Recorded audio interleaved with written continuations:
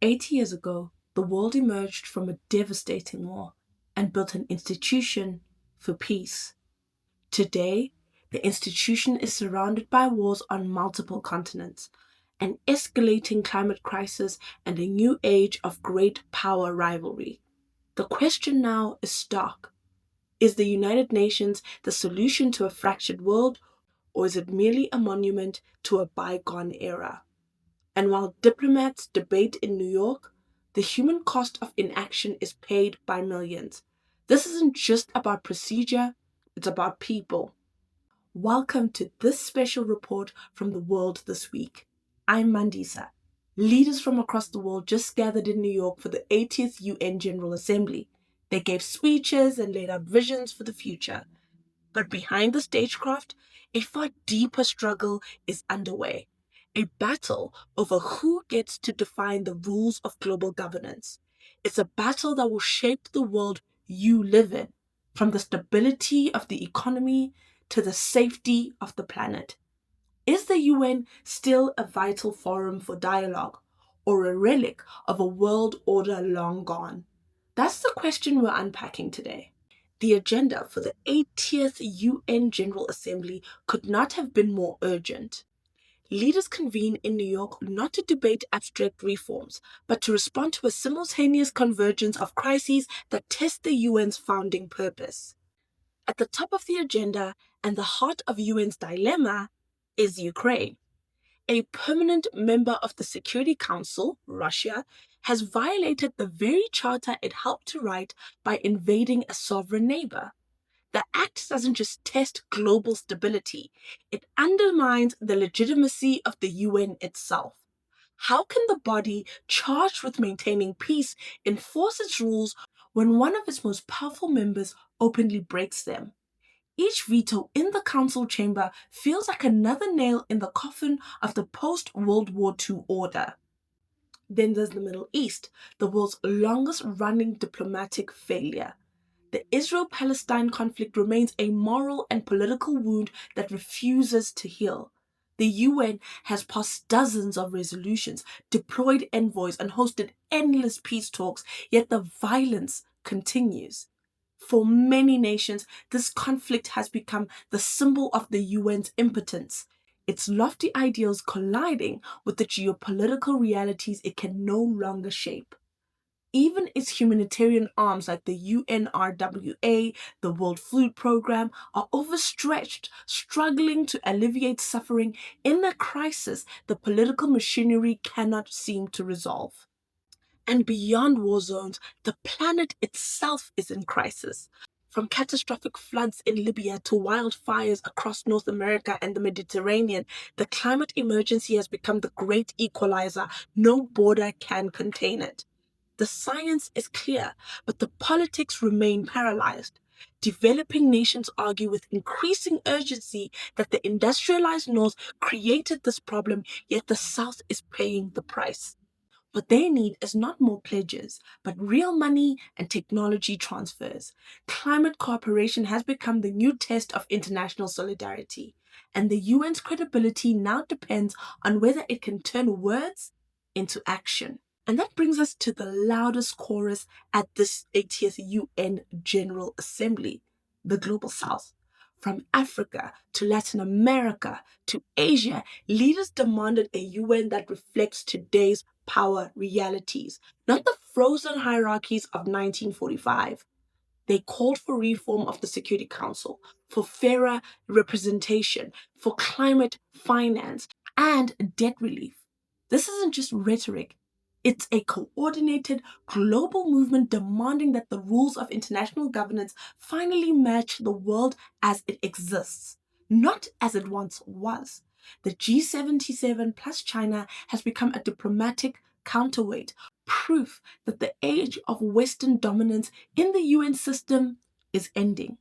And this is the backdrop for the 80th General Assembly, an institution built to keep the peace, now forced to watch the peace unravel on its watch. The question it faces is existential. Can the UN evolve fast enough to survive the world it was meant to govern? With the stage set by these crises, the question becomes, what can the UN actually do? The answer lies in its fundamental paradox. The United Nations was born from the ashes of World War II to keep the peace through collective security.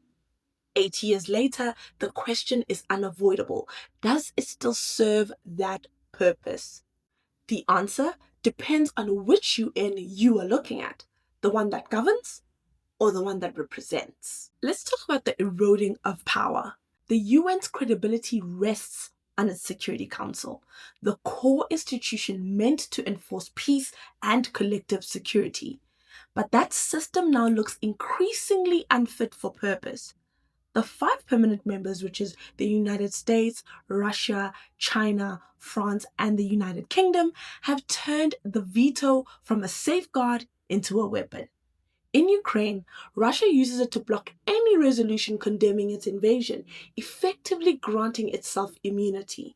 In Gaza, repeated US vetoes have stopped resolution calling for ceasefire or humanitarian oversight.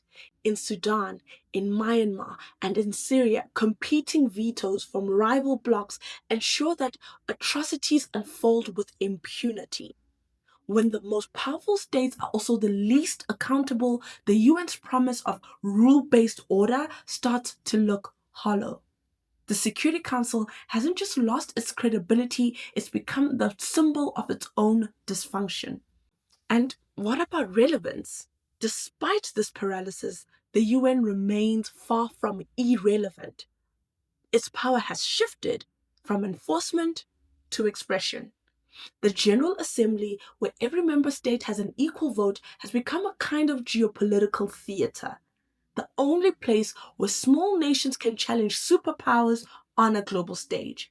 For countries in the global south, that visibility is its own form of influence.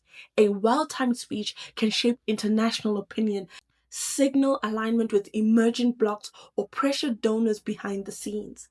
So while the Security Council may be gridlocked, the UN as a stage for diplomacy and even soft power has never been more vital. The UN doesn't enforce equality, but it symbolizes it, performs it even. And in the age of global perception, that symbolism carries real weight. And last but definitely not least is multipolarity being on display. This year's UN General Assembly made one thing clear. Multipolarity is not a future scenario, it's the present reality. The G77 plus China bloc, now representing over 130 developing nations, has emerged as a major counterweight to Western dominance. At the same time, the BRICS expansion, including new members from the Middle East and Africa, underscores a world where power is diffusing outward. The topics dominating the assembly, development finance, debt relief, climate reparations, reflect that shift. The agenda no longer revolves around Western security priorities, but around the economic and environmental survival of the global south. The UN has become a barometer for this transformation, where competing visions of global order, not shared ones, now define the debate. Taken together, these shifts mark a fundamental change in the UN's identity. It's no longer the enforcer of peace that its founders imagined in 1945. Instead, it has become the world's mirror, reflecting back the fragmentation, the inequality, and the competition to define our era. And that might seem like a weakness, but it's also a form of truth-telling. The UN still matters, not because it dictates outcomes, but because it reveals the world as it truly is, divided, multipolar, and struggling to agree on what order even means. But these fractures aren't just for show. They are reshaping how global power actually operates behind the scenes. At the center of the United Nations crises lies its engine room, the Security Council. This is the body meant to ensure collective security, when nations act together to stop aggression. But in practice, its design has become its downfall. The veto power held by the 5 member states, so the US, Russia, China, France, and the UK, has turned what was meant to be a safeguard against unilateralism into a license for inaction. The Ukraine is deadlocked by design. Nothing exposes this dysfunction more clearly than the war in the Ukraine. Here, a permanent member of the Security Council, Russia, is not just blocking resolution, it's the aggressor being shielded by the very rules it helped to create. Every attempt to condemn or penalize Moscow has been met with an automatic veto. The Council, meant to uphold the Charter's ban on territorial conquest, has become a stage for its violation. This isn't just a diplomatic failure, it's a structural flaw, a system that cannot hold its own members accountable. There is a crisis of credibility. For smaller nations, the message is unmistakable. The UN's rules are binding for some, optional for others. When the powerful write the laws and exempt themselves from them, legitimacy erodes. You can see it in the frustration voiced by African, Asian, and Latin American leaders who ask why the Council can convene emergency sessions on Europe within hours, but take months to act on conflicts in the global south. This double standard has created a deep crisis of credibility, one that eats away at the moral foundation of the UN itself. The Charter begins with the words, "We the peoples." Today, many of those people no longer believe that the system serves them. Next, we have the push for reform. That's why the calls for reform are louder than ever. From Brazil to India to South Africa, leaders are demanding that the Council expand to include permanent seats for Africa, Latin America, and Asia. The argument is simple. How can an institution claim to represent global security when half the world has no voice in it? But reform would come at a cost, and that cost is power. Any real change would require the current permanent members to dilute their own privileges, to share the veto, or to give it up entirely. And that's precisely why reform never leaves the speeches at the General Assembly and never reaches the Security Council chamber. The result is a stalemate that has lasted decades, one baked into the architecture of the UN itself. The body built to keep the peace cannot act when the great powers are the problem. It can condemn, it can debate, it can warn, but it cannot compel. That impotence doesn't just weaken the UN, it strengthens those who defy it. The Security Council is, in essence, a mirror of the post 1945 world, one that no longer exists. And as the balance of power shifts towards a truly multipolar era, the question becomes harder to ignore. Can a system designed to freeze the world in 1945 still function in 2025? But the story of this year's UN General Assembly isn't just about the paralysis at the top, it's about the movement from below. As the traditional powers feud and veto, a new coalition is filling the vacuum. From Brasilia to New Delhi, from Pretoria to Jakarta, a wave of middle powers and nations of the global south are asserting themselves like never before. They don't share a single ideology or economic system, but they do share a conviction. The world order built in 1945 no longer serves them, and waiting for permission to change it is no longer an option. Their first demand is structural, a re-engineering of the global architecture itself. For decades, the same five nations have held the permanent seats and veto power in the Security Council, shaping decisions that affect 8 billion people. Now, leaders from Africa, Latin America, and Asia are saying enough. They want seats not as rotating guests, but as equals, permanent with real influence. Nigeria, Brazil, India, South Africa. These aren't small players anymore. They represent massive populations, growing economies, and regional leadership. Their argument is simple but powerful. How can a body that excludes most of humanity claim to speak for it? Every speech at the UN General Assembly calling for reform echoed a deeper demand: legitimacy. Then there's the moral front, climate and development. The message from the global south was blunt and unified. The industrialized north built its wealth on carbon, and now the south is paying the price in floods, in droughts, and in displacement. For many of these countries, climate change is not an environmental issue, it's an existential one. They're demanding more than sympathy and speeches. They want financing for adaptation, technology transfers for clean energy, and reform of global lending systems that trap poorer nations in debt. The tone has shifted. This is no longer about pleading for aid, but demanding accountability. Climate justice has become economic justice, and that message resonated far beyond the UN's marble walls. And on the geopolitical front, a quiet revolution is unfolding. Caught between US-led alliances and Chinese or Russian spheres of influence, many of these nations are refusing to pick sides. They are practicing what diplomats now call strategic non-alignment. India buys Russian oil while partnering with the US on tech. Brazil engages with both Washington and Beijing. Saudi Arabia joins BRICS while still cooperating with the West. It's not contradiction, it's strategy. These countries are saying we will not be pawns in another Cold War. We will act according to our own interest. It's a shift from dependency to agency, a declaration that global politics is no longer a two-player game. And what ties all of this together is a change in posture. These nations are no longer asking for a seat at the table.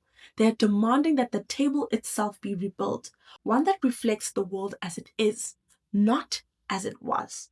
For the first time in decades, the loudest voices at the UN didn't come from Washington, Moscow, or Beijing.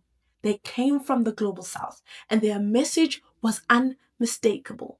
In this new era of multipolarity, legitimacy will belong to those who share power, not those who hoard it. So let's shift gears, because when people say the UN is irrelevant, they often miss half the picture. Because beyond the speeches, beyond the marble halls of New York, there is another UN, one that doesn't make headlines but does make a difference. It's the UN of warehouses, refugee camps, and mobile clinics. It's the UN that operates not in the language of diplomacy but in the language of survival. The World Food Programme feeds families trapped by conflict and famine, from Gaza to Sudan, from Afghanistan to the Sahel. Every day it delivers food to more than 100 million people, often in places where governments have collapsed and private aid groups cannot operate. UNICEF works in the world's harshest conditions, vaccinating children, setting up schools in bombed out buildings, and reuniting families torn apart by war. It's the difference between a generation lost and a generation that might still have a future. The World Health Organization coordinates global health efforts, leading vaccination drives, fighting disease outbreaks, and sharing data that saves lives. During COVID, it was the WHO that warned, tracked, and organized, even when politics got in the way. And then there's the UNHCR, the refugee agency.